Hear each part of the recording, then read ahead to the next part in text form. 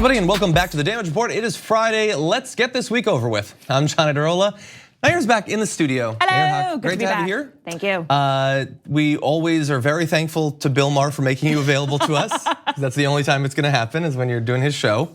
So you're in town to do. I am. I'm going to be on Real Time tonight. Okay. No. That's been announced. I'm going to be on Real Time tonight, and I'm going to do my part as a lady on the panel. So we'll see what happens. Awesome. Any idea of any surprise guests or anything like that? Is it going to be? No. But I do think it's going to be, as Bill always has, an interesting conversation.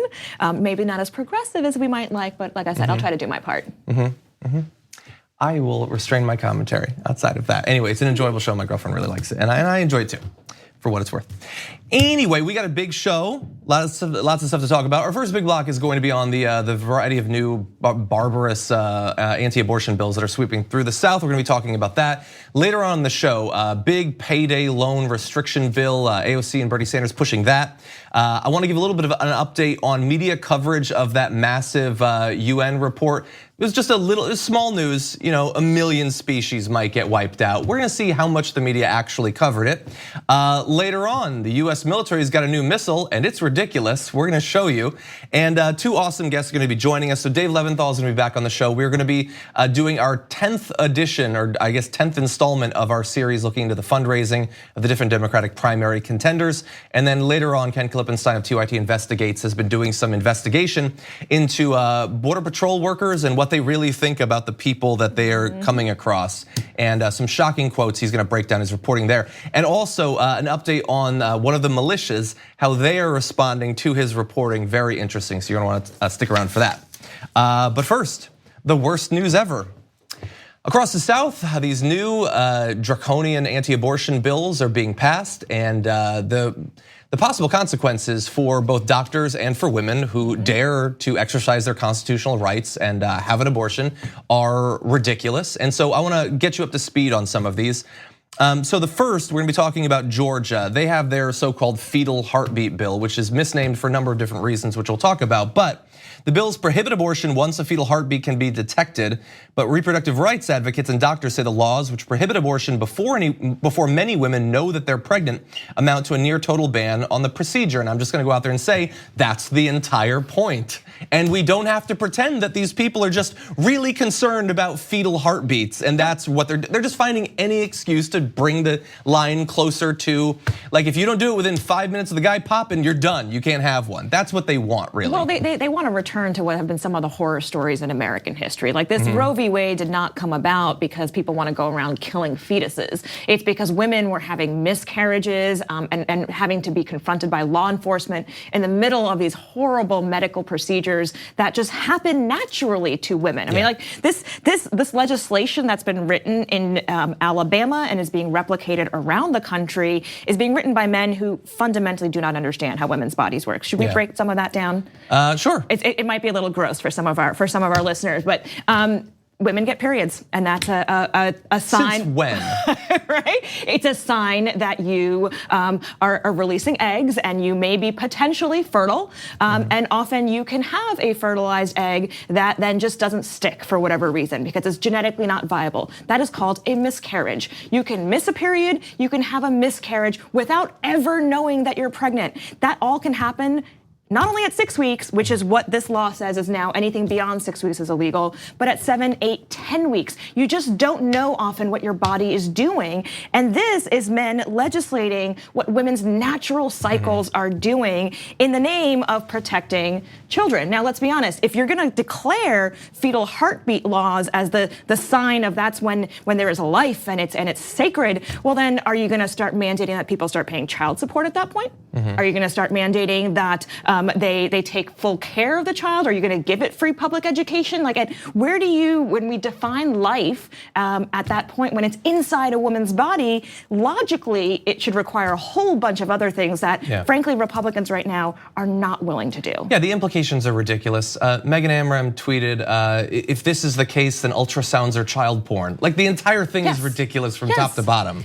Let's get into a little bit more of some of the consequences, because Like, I think for right-wingers who are fundamentally not really that interested in the science here, they want to ban it. They don't want, I mean, this is not about science, let's be real. It's because if it was about science, you would have medical professionals and women involved talking about consulting or involved or even frankly, writing about it. Exactly, and but they probably believe on some level, or certainly would have you believe, that what it's about is we can detect the heartbeat. It's a thing. It has a heartbeat. That's an objective line. They always want to pretend that they're acquiring some sort of objective line where it's okay to ban it. But let's also be clear: when there's a heartbeat, you don't have arms, you don't have legs, and you barely can even have much of a brain. Yeah, right? Like that's a fetus. This is what the body grows in mysterious ways. Exactly, and I think importantly in this case, you don't even necessarily have a heart. So reproductive rights groups say the bill amounts to a ban on abortion at 6 weeks gestation. That's when a doctor can detect a quote flicker of cardiac motion on a transvaginal ultrasound.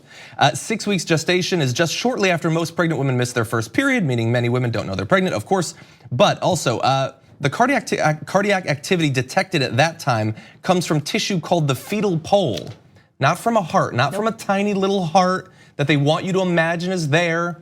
There was some high-profile right-wing woman was spreading some image supposedly of a fetus at 6 weeks, and she had it obviously blown up so that it looks like it's baby-sized. Oh no, they had this being viewed in like Times Square, right? Like big screens of like, oh look, the sanctity of life, without actually understanding any of the medical science behind it and how babies actually grow inside of a woman. Yeah, and by the way, like I know that this is uncomfortable territory and everything. The fetus having toes or not that's not a moral dividing line for when it's okay for a woman to exercise her constitutional rights. I know that they want to sort of like cloud the issue and make you think that that's an important stage. Oh, well, it's got a pinky now. Now I guess no, that's not how it works. That's not what Roe v. Wade says. We'll see going forward what it says since we now have a Donald Trump Supreme Court, but that's the state right now. And obviously, very importantly, they want you to focus on the implications for fetuses. I would like to focus on the implications for doctors and women undergoing these procedures. And here are some of the implications. A woman who seeks out an illegal abortion from a healthcare provider would be party to murder, subject to life in prison. And a woman who miscarries because of her own conduct, say while using drugs while pregnant, would be liable for second-degree murder, punishable by 10 to 30 years imprisonment. Prosecutors may interrogate women who miscarry to determine whether they can be held responsible. If they find evidence of culpability, they may charge, detain, and try these women for the deaths of their fetuses. And it goes beyond even that. Obviously, the doctors, you're going to jail if you perform one of these. But let's see, if a Georgia resident plans to travel elsewhere to obtain an abortion, she may be charged with conspiracy to commit murder, punishable by 10 years imprisonment. An individual who helps a woman plan her trip to get an out-of-state abortion or transports her to the clinic may also be charged with conspiracy. And so, look, with all of these bills, considering the pop culture world we live in right now, it's like the first thing you think of is Handmaid's Tale. It's like a plot. It's a direct plot out of the second season of Handmaid's Tale. Like, oh no, that's not actually what they're trying to do. That's hyperbole. But I'm kind of like, you're trying to charge women with murder for going out of state to do something that actually might be medically necessary. The people writing these laws would rather a woman give birth to a baby who doesn't have a brain and will die within a couple of days than and have her go through that, have the family go through that, rather than doing a medically safe procedure that is best not just for women's bodies but for families all aboard. Yeah, and again, I mean, not that, like, if this is you how it started. No, it's not even that this is how Gilead starts. This is where America was before. There was a reason why we had reproductive right movements and the ability for women to actually make decisions about their own bodies. Because frankly, you guys, you want us to make these decisions ourselves. You really don't want to be involved all up in there when it comes to any of the medical stuff. Trust me, we don't. Yeah, the entire thing is just insanity. By the way, the thing where if you're planning to travel out of state to get it, they want to try you with like. And that's also if it's rape or incest. They're not making any exceptions. Yeah, no exception, here. Obviously. But like the whole states' rights thing, like, okay, that's been dead for a while. But I like to remind every once in a while you need to walk up and kick that dead horse because people still think that the right cares about that for whatever reason. It has to do with the Civil War and all that. No, they don't care about other states. Like, anyway, the entire thing is incredibly frustrating. It just sounds very difficult to be in Alabama right now. Or Georgia, or a number of other places. Ohio had one of these was introduced under Trump. They're just becoming more and more common.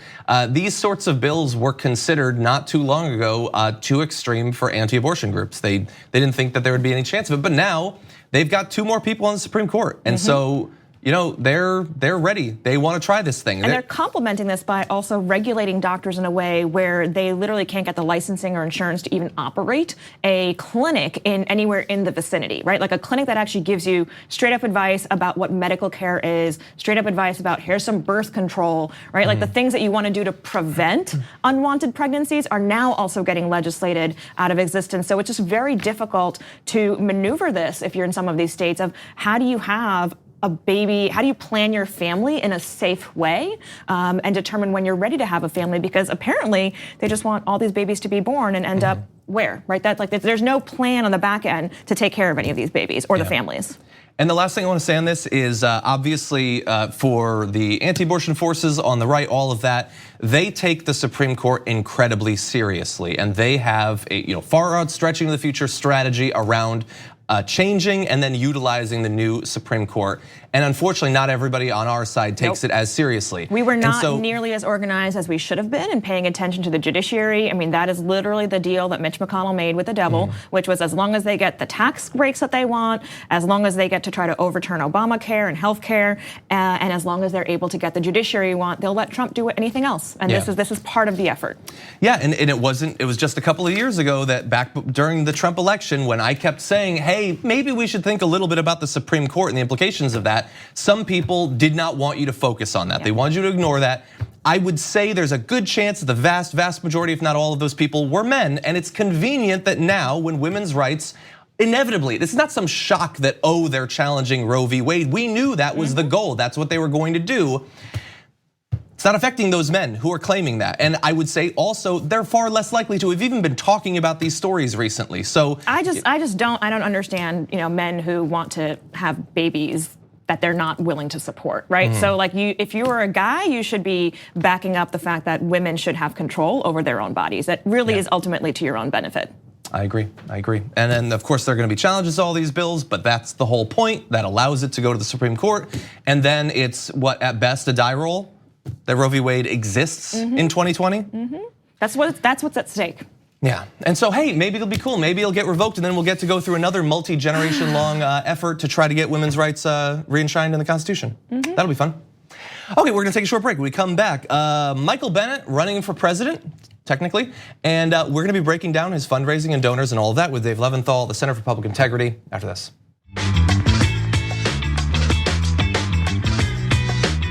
We need to talk about a relatively new show called the Republic, or UNFTR. As a Young Turks fan, you already know that the government, the media, and corporations are constantly peddling lies that serve the interests of the rich and powerful. But now there's a podcast dedicated to unraveling those lies, debunking the conventional wisdom. In each episode of the Republic, or UNFTR, the host delves into a different historical episode or topic that's generally misunderstood or purposely obfuscated by the so-called powers that be. Featuring in-depth research, razor-sharp commentary, and just the right amount of vulgarity, the UNFTR podcast takes a sledgehammer to what you thought you knew about some of the nation's most sacred historical cows. But don't just take my word for it. The New York Times described UNFTR as consistently compelling and educational, aiming to challenge conventional wisdom and upend the historical narratives that were taught in school. For as the great philosopher Yoda once put it, you must unlearn what you have learned. And that's true whether you're in Jedi training or you're uprooting and exposing all the propaganda and disinformation you've been fed over the course of your lifetime. So search for UNFTR in your podcast app today and get ready to get informed, angered, and entertained all at the same time.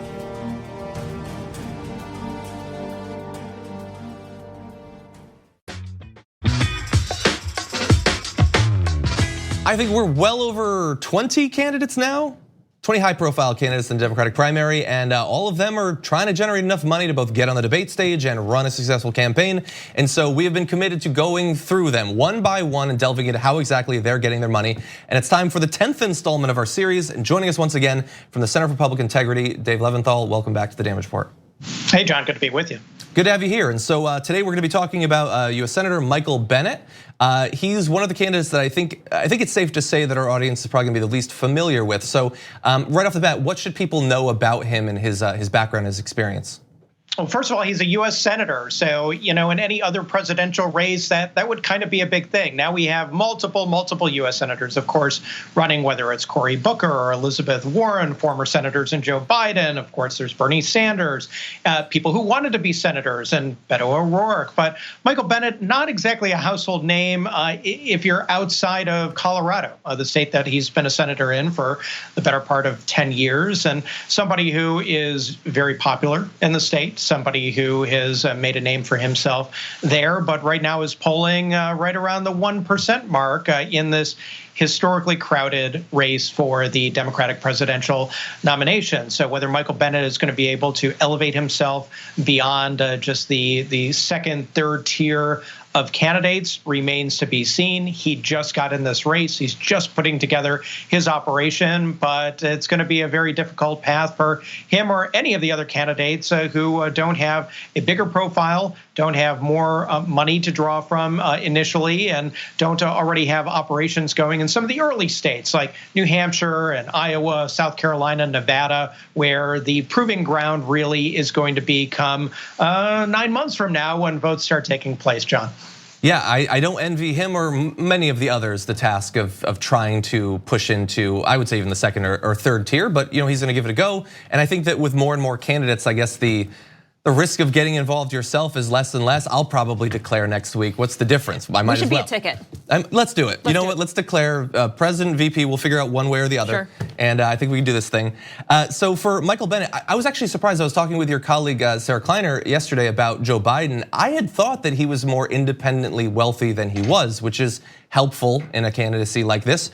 For Michael Bennet, what about personal wealth, past money that he's raised and hasn't used yet? What can he draw on going into this primary? So by U.S. Senate standards, he's pretty middle of the pack. He's almost at the median, and so he's not hurting for cash. Okay, so you can measure his wealth probably in the high 6, low 7-figure range, but he's not the kind of candidate where he can come into a race and say, hey, I'm going to self-fund, I'm going to dump in $10 million of my own money. He's not somebody like a Ross Perot 25 years ago, or for that matter, a Donald Trump more recently. He's not going to be able to do that. Now, he does have one thing that is interesting. In U.S. Senate candidates and U.S. House candidates, they have the ability to transfer money from their House or their Senate campaign accounts to a presidential campaign account. And Michael Bennet has that ability too. He's got about $1.5 million left over from his previous Senate run. So by virtue of that, if he wanted to, he can shift that cash over into his presidential fund. And hey, that's some good kickoff money. He's going to have to raise a lot more in order to be competitive, but at least that gives you a good start, and it at least paves the way for you to run an operation over what's going to be a very, very long period of time. I mean, again, it's 9 months until the first vote, and these candidates are going to have to actually run their campaigns in between now and then. That's a long interim period, to say the least. Dave, talk to us a little bit about Colorado as a state, right? Not very long ago, it was red. Obama made it purple, and now we do consider it a blue state. What does that mean for the policies coming out of there and some of the money that's coming out of Colorado? Sure. In Colorado is a very interesting state. It was a state that I covered fairly closely during the 2004 and 2008 presidential campaigns when I was with the Dallas Morning News, and got to know the people there fairly well. And it's definitely a state that has a very strong business community, but at the same time is very progressive, very liberal in certain regards, not the least of which is being at the vanguard of issues like medical marijuana and then recreational marijuana. So as a result of that, Michael Bennet, being a Democrat, is somebody who is very much in line with sort of the leanings of the population as it is right now. But that being said, there are still plenty of Democrats there who may not be to the left of the left. They may be more centrist. And Michael Bennet, I think you can fairly say, is going to not be on the Bernie Sanders wing of the Democratic Party right now. He's somebody who definitely has ties to the business community. He's received a lot of money from various business interests and people who have ties to business during his Senate career. So similar to Joe Biden, he's not somebody who is definitely going to be in the, Alexandria Ocasio-Cortez wing of the Democratic Party either at this point. Colorado itself as a state also has a lot of like meat packers and cattle ranchers that he has to represent, and also big oil interests there, given their oil shale and fracking interests. So how do you see that, Michael Bennet, navigating that going forward, particularly when it comes to his donor base? Not something that he's necessarily going to have to worry too much about during a Democratic primary. If you're a deep red Republican and you don't like Michael Bennet, you're not going to have to worry about Michael Bennet until he becomes the nominee of the Democratic Party, were that ever to happen. So at least from that standpoint, he doesn't have a whole lot to worry about. But it kind of speaks to who he is as a senator. He's not somebody who has been a far left flamethrower. He's somebody who definitely, in representing his constituents, is going to be a more moderate Democrat, perhaps a more centrist Democrat, if you will, than some of the other folks who are in the Democratic Party right now, without question. And it also looks like, based on your write-up, which is available at the Center for Public Integrity, people should definitely go check that out and find out a bunch more facts about his past and where he's been getting money from, the numbers and all of that. It looks like he's going to have to do a lot more work in generating individual donations if he wants to qualify for the debate stage, and that's going to be more and more of a challenge as more and more of these candidates come out. Dave, as always, thank you so much for joining us. We really appreciate the work you guys do. Hey, thanks a lot. I appreciate it. We're going to take a short break here. When we come back, AOC and Bernie Sanders have a new bill. We'll be giving you the details after this.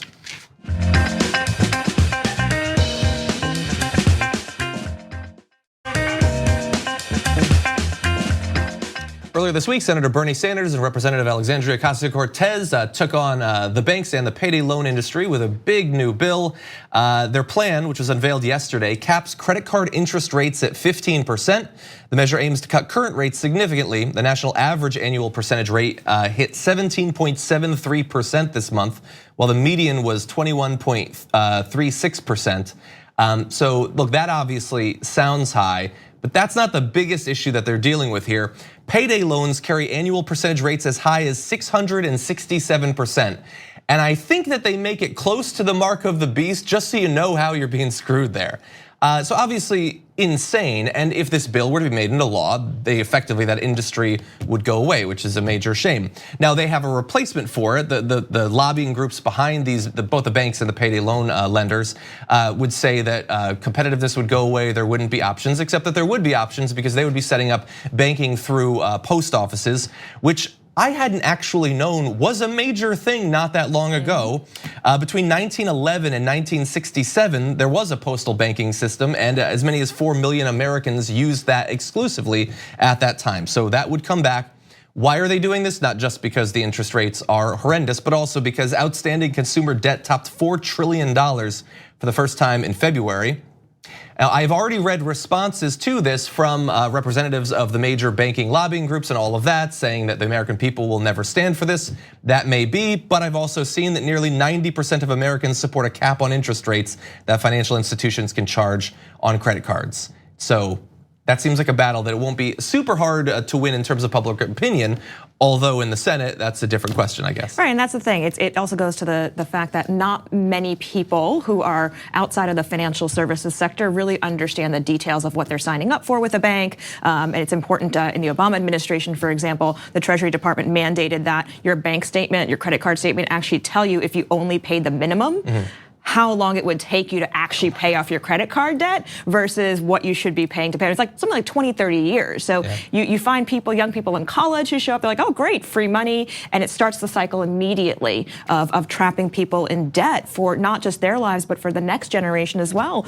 Also, many people are unbanked. They either don't have the proper documentation, aren't able to bank, and that is what this industry is really preying on, is the challenges people are facing structurally at the jump, and then also taking advantage of the fact that we don't have like financial literacy in college, in high school, or mandated as part of our public education training the way we should, and they take advantage of it. Yeah, and in terms of precedent, I mean, credit unions already have a cap on the interest that they can charge. It was 15% for a long time, now it's 18%.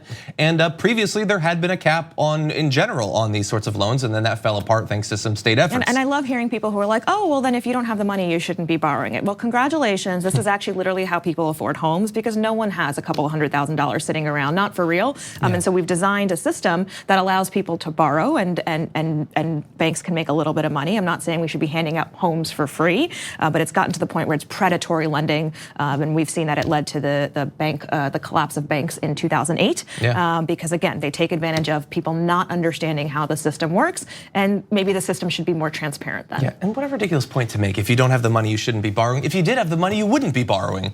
What does it even mean? I guess the industry would go away either way then. It's the whole mythology of like, oh, you should be raising yourself up by your bootstraps, and not recognizing that pretty much most of the things we have in society require some kind of give and take of debt. Yeah, and by the way, spare me. The companies, those credit card companies, they're charging you 18, 20, 22%. They're borrowing money from the government at 2.5%. So they understand how a low interest rate can be positive. We just haven't gotten that same benefit. Let's forget that the magic of compound interest that they take advantage of also. Again, all these mathematical financial tools that you end up paying more on your mortgage. You pay the front end of your mortgage, you're paying the debt to the bank first before you're ever actually paying the money to own your house. Exactly, and look, you're gonna be hearing a lot more about this, but I just wanna close with one tweet that AOC put out about this, saying there is no reason a person should pay more than 15% interest in the United States. It's common sense that we had these sorts of laws until the 70s. Max interest rates are record high for people with excellent credit too, which is a really interesting point that I think undercuts a lot of what the argument from the banks would be about why the interest rates need to be as high as they are. You would not have them going up for people with perfect credit scores if that was the case. But she ends with, it's a debt trap for working people and it has to end. And great job from her for taking the lead on this, Bernie Sanders for getting on it as well. Another great, bold proposal, rethinking things that our country has just taken for granted for longer than I have been alive. And it's great to see it being a part of not just American politics, but also this primary season. Okay, with that, why don't we jump to another topic? Yesterday in the show, we were talking about the major UN biodiversity report showing that 1 million plus species are at risk of going extinct, the majority of which could go extinct in the next few decades. That is major news in my mind, but not necessarily in reality, because a lot of major media outlets did not dedicate much time at all to that. So just in case you didn't see the initial reporting, you have an idea of how significant it is. A summary report released by the UN on May 6 finds that about 1 million plant and animal species are at risk of extinction due to expansive human development. The current extinction rate is, quote, at least tens to hundreds of times higher than it has averaged over the past 10 million years. That is due to a number of different ways that humanity is affecting the globe. Climate change is a part of it. Pollutions and toxins, overdevelopment, population growth, all of that is tied in with it. And it is significant. And this is not just murder, this is murder-suicide. As we kill those species, we make it harder for us to live on this world as well. So significant. Now, how significant was it for the media? Well, on the broadcast networks, neither ABC's World News Tonight nor NBC Nightly News mentioned that assessment at all. Significant segments on those networks instead focused on a Russian airplane fire, former Trump attorney Michael Cohen reporting to prison, and the birth of a royal baby in Britain. CBS Evening News was the only broadcast nightly news program to air a segment on the biodiversity report. And overall, out of a total of 26 primetime news shows airing on the major broadcast and cable networks on May 6th, only 3 included coverage of the global assessment. 3 out of 26. One of those, by the way, was Fox News. So that's great. You wanna know what they did? They brought on a climate skeptic who laughed about it. And by the way, not bringing on the climate skeptic and him laughing at the report, okay, I'm not really surprised by that. But I think it was Bret Baier, I believe, who was the anchor, the straight news anchor, who introduced it as leftists freaking out over this report. So that was one of the 3 possible attempts that people had of being exposed to this information if they were watching TV that night. Yeah, it just goes to the broader misunderstanding of actually how we all live and work together, and the fact that you do require science and require diversity, biodiversity to eat food, to grow new foods, to do any of the things that sustain our day-to-day life. We're very divorced from the reality of what it means for farmers, what it means for our water and clean water, and just the things that we take for granted. Exactly. Yeah, this is all tied together. Like over here, you're seeing some bees. They're significant in ways that I'm familiar with, and far more ways that I'm not familiar with. It's important. And bees, by the way, it's great that you guys went to that bee roll. B-roll, because they're more threatened than a lot of other species. And I believe in the US, their populations are down by like 88% in the past few decades. This is all significant, it should be covered. And I am really depressed that this isn't even a climate change story necessarily. It's affected by it, but anything at this scale that's difficult to show one face to, generally the media doesn't care, and that is incredibly depressing. And we have tried over the past year of this show existing to focus on these sorts of stories. And I'm gonna continue to do that. I will go down with that ship. And that metaphor is apt because these videos don't get any views. We did a story about the UN biodiversity thing, and it got like 1/50th the views that our thing about Meghan McCain freaking out on The View got. That's depressing. And look, you're watching this, so you're probably not one of the people that I'm targeting with this. You should care about science. You should care, and there is a reason that the media focus, like we got an issue in two parts. With the mainstream media, they take one big story that might be important, legitimately, and then they talk about it for 6 hours straight. Every show is focused on whatever Michael Cohen said or whatever. And that's important, I'm not saying it's not important. No, and I think what Michael Cohen said is really important. Maybe not. I mean, let's be honest. This is the 50% of the world's biodiversity, right? 50% of the species in the world are just disappearing. Yeah, That's it. 25% of all the plants. We should care. Yeah, and so that's the mainstream media. They focus on one story, and then you have the independent media, the online media, and that can be better. But I look at a lot of these channels, and the vast majority of the videos, it's one person destroys another person, or one person looks like an idiot, or here's some drama with this person. And I get it, that stuff is very fun to talk about. That's why we do it sometimes here. It's enjoyable and it's profitable. People click on those videos. But I feel we're between a rock and a hard place. All right, so we gotta figure out how we make bees sexy. Exactly. What's a sexy bee look like? Exactly, I don't know, we can find a costume or something, I'll put it on. I'll do a segment as a bee, we'll see how it works. I don't know, honestly. I talk about climate change more than literally anyone else, and even I haven't found a sexy way to talk about it. But I'm working on it, people, please stay tuned. Anyway, we're gonna take a short break. We come back, Ken Klippenstein is gonna be joining us. He has uncovered some shocking details of what's going on the border. We'll be breaking it down after this.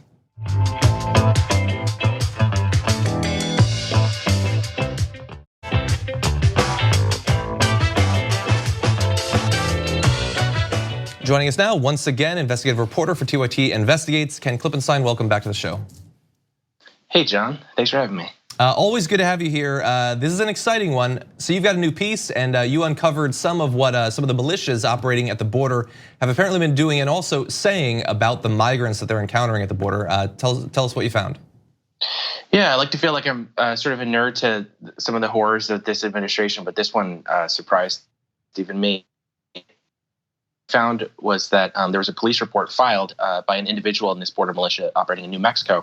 He was informing on another member of the militia. They're called the United Constitutional Patriots. And he said that this other member, while they were monitoring migrants coming across, the other member, who at the time was holding an AR-15 rifle, said, "Why are we, observing them and not just lining them up and shooting them?" And I'm going to read this so I get the quote exactly right. I look at my notes here. "We have to go back to Hitler days and put them all in a gas chamber," is what one of the other militiamen said. And let me stress, he had a gun at the time, and they were watching actual people crossing the border. And of course, we should remind people that it wasn't long ago that one of these sorts of militia groups, I don't believe it was the same one, but had been effectively kidnapping migrants by holding them against their will, something that they're not legally allowed to do. What else can you tell us about this particular militia group? How long has it been operating? Does it have a lot of people down there? Does this seem like it might be an aberration? I believe it was the same group, actually. Oh, was it? Kidnapped these 200, yeah. And what's particularly scary about it is that these groups coordinate with law enforcement, not just at the local level, but the federal level. We know for a fact that they have provided, intelligence eyes and ears to Customs and Border Patrol, different groups like ICE, and they're fine with that. They don't have any sort of problem with it. The reason this became, a big national story is because it got to the level of this guy threatening violence in conjunction with the actual kidnapping of 200 some migrants, including women and children. They have no authority to do that. These are just random people. They haven't been deputized or have any sort of legal power to detain individuals like that. And that's really why it became an issue. And if you listen to the public statements that CBP provided generally, and also to me in my story, they said, we don't condone kidnappings or, threats of violence or whatever. But they also said, however, people, should still send us tips, and they're kind of doing a, winking at people that want to continue, I think, to engage in these sort of militia practices. And in my opinion, it's naive to think that you can have people just observing and reporting as they're holding guns, which is legal to do in New Mexico and probably Texas too and other states like that, and not have it devolve into these sort of dangerous, potentially violent situations. I mean, I imagine it's hard to keep them. I mean, if you listen to the rhetoric that they espouse, they think that they're being invaded. They think that they're protecting the country against these foreign invaders. So Ken, I think it's what is it about these militia groups that has FBI and Customs and Border Patrol treating them differently than, say, armed gangs, right? Because we were supposed to be worried about gangs who are bringing migrants through and interacting with them, but now we're worried about militias instead. Well, the idea is that they're just supposed to be observing and reporting, but sort of as I was explaining, I think that's naive when you have a lot of these groups basing their activities on this ideology that the U.S. is under invasion. Of course, they're going to regard them as, enemies and maybe even combatants. So, but the FBI doesn't really seem to be dealing with these militias as enemy combatants. What is it something about the makeup of the militia groups? Is it regional? What is it? These groups have been operating for a number of years, and I think that CBP and law enforcement likes them because they give them tips about where migrants are moving that they may not be able to do, or that they might get bad press coverage for going and doing. Well, then I think that John, what do you think? I think we should just call them gangs because gangs have informants as well that work with the FBI. Yeah, it is interesting how that word militia has stuck. I guess that they want it for constitutional reasons. I wonder if there's some demographic issues there as well. Exactly. Very subtle. And we're sort of talking about PR here. So you discovered in an update to the story that constitutional border patriots or whatever, amalgam of good sound and word, the bald eagle America guys, they decided to change their name after this? That's right. They said that they're restarting under a different name, and they've disavowed the individual who said those things. But if you look at the rhetoric coming from a lot of the other people, I mean, it's not as extreme, but they still regard these migrants as invaders. So I can't imagine that this was just one totally exceptional case. And in the case of this one group, I believe that the FBI actually arrested one of the leaders of the organization, right? What was that about? Yeah, so this was in relation to the kidnappings. Again, that's illegal, and they stupidly posted a video of it, sort of propaganda, saying, "Look at all the great work we're doing on the border." And when they kidnapped them, allegedly, they identified themselves as Border Patrol, which is impersonating a federal agent, a felony. And so that's why he was arrested and why they were investigated by the FBI. Because they posted the video, and everyone got upset about it. It became viral in short order. Without that video, one has to wonder if law enforcement would have done anything. And I had one more question. So you said that this initially came about as a result of one of the members of the group informing on the other. Was this, the one who was informing, was he some sort of plant, or was he an otherwise member in good standing that just had some sort of personal beef, or was he genuinely concerned about what he was hearing? It's unclear because it was clear at the time that he reported this stuff. The FBI had started investigating them, so he may have been trying to get out in front of something so that he might not be charged with conspiracy. Because if someone starts talking about stuff like this, and if there's a shooting, and they had been working together at the time at the border, he might be trying to cover himself, so that he's like, oh, I did, I spoke to you guys about him. I wasn't working with him, But no, he wasn't.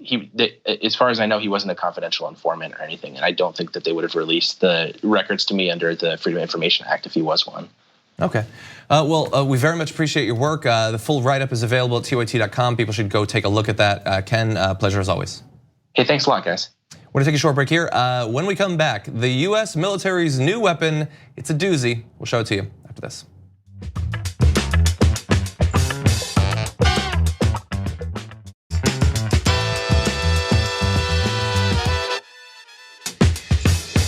Cruise missiles and bombs are so 90s. We've got far cooler stuff for the military to fling at our enemies now. I want to take a look at this tweet that had some interesting information in it. So Nick Waters had said, so he investigates these sort of things, says, I remember puzzling over these cuts. You can see images of a vehicle there. The roof is caved in, but there's also branching off in 4 directions, interesting cuts in the actual metal. And there was one of the leaders of Al-Qaeda at that point had been killed in this strike. And he says, turns out it was a Hellfire missile with swords attached to it, which sounds Pretty cool. ridiculous, but now we know that it is in fact true. Say hello to the R9X. If you take a look at this, you're gonna see it's a missile, almost the size of a man, and blades spring out of it like Wolverine in missile form. And they say that there's no explosive, by the way, so it just hits with obviously blunt force, its weight and all that, but also blades, with the idea being that it will be less likely to damage people other than the target that you're planning to attack. I'm sorry, I'm still stuck on blades. It's like ninja swords, because I was saying like this is what you tinker with or imagine that you're tinkering with after watching a great movie and like make your own missile. But I'm like, no, this is actually really how the US government is spending money. Exactly. I mean, I have no idea how much money. Probably a lot because it's military technology and everything is so ridiculously overinflated. I hope that it's less expensive than a traditional missile that has actual explosives and things like that. But it also has to be incredibly accurate since you're trying to cut someone with a knife from hundreds of miles away. Look, it apparently worked in this case.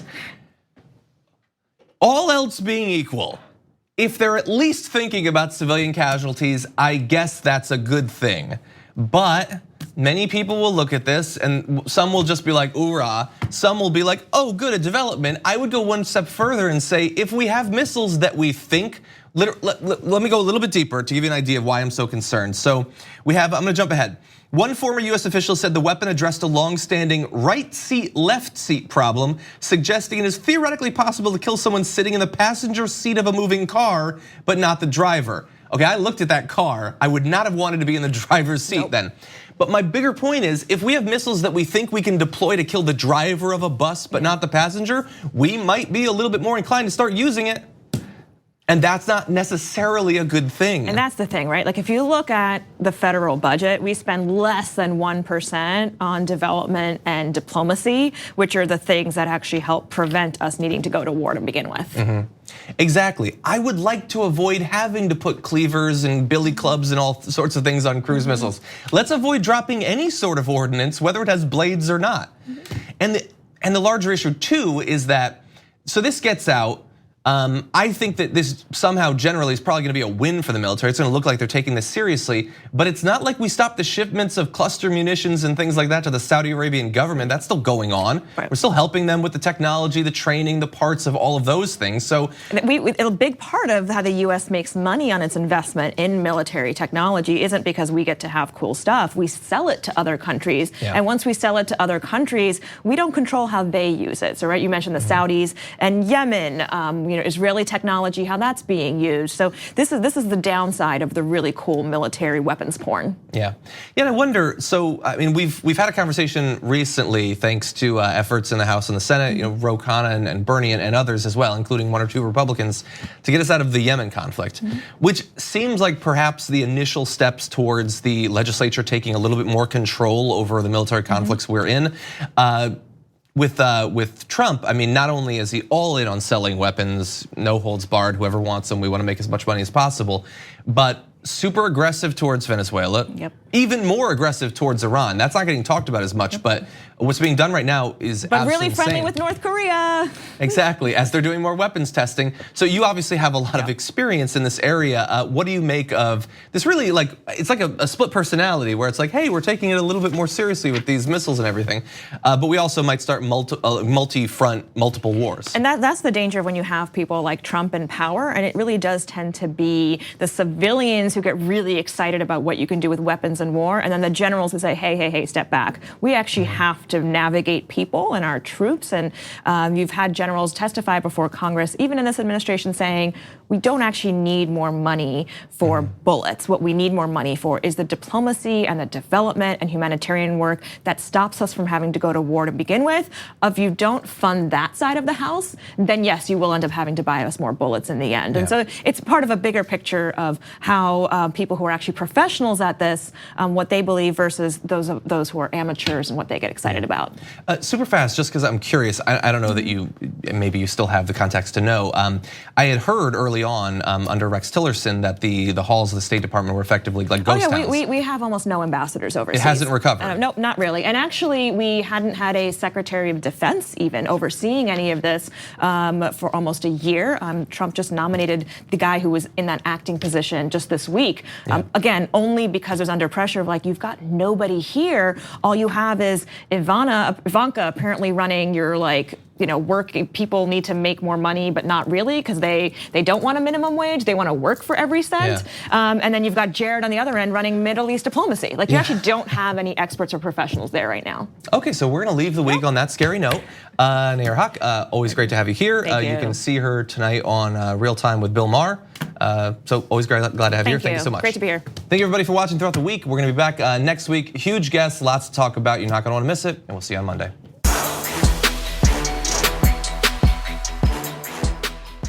Thanks for listening to the full episode of The Damage Report. Support our work, listen ad-free, access members-only bonus content, and more by subscribing to Apple Podcasts at apple.co/TYT. I'm your host, John Adarola. I'll see you soon.